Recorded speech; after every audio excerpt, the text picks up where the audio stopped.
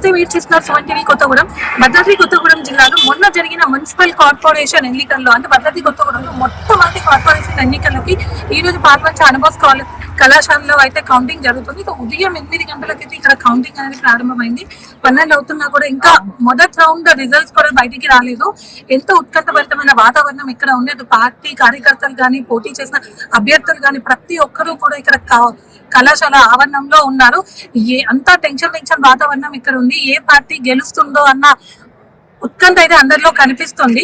So 1 నుంచి 60 వార్డుల వరకు అంటే కొత్తగూడెం పాల్వంచ కాన్స్టిట్యుయెన్సీలో 1 నుంచి 60 వార్డులకి అయితే ఇక్కడ కౌంటింగ్ అనేది 3 ఫ్లోర్లలో జరుగుతుంది.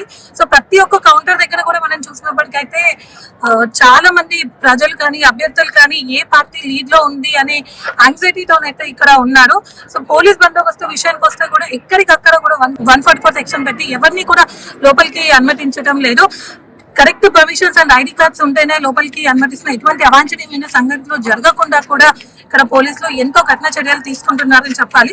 మరొక విషయం, ఈ రోజు ఉదయం కౌంటింగ్ ప్రారంభమైన కొద్దిసేపటికే కూడా భద్రాద్రి కొత్తగూడెం జిల్లా ఎస్పీ రోహిత్ రాజ్ గారు కూడా ఒకసారి వచ్చి ఇక్కడ పర్యవేక్షించి వెళ్లడం అయితే జరిగింది.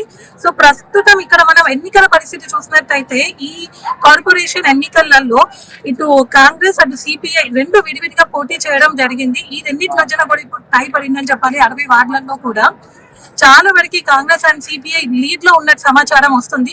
అక్కడక్కడ కూడా బీఆర్ఎస్ మరియు ఇండిపెండెంట్ గా పోటీ చేసిన అభ్యర్థులు కూడా ఇక్కడ లీడ్ లో ఉన్న సమాచారం వస్తుంది.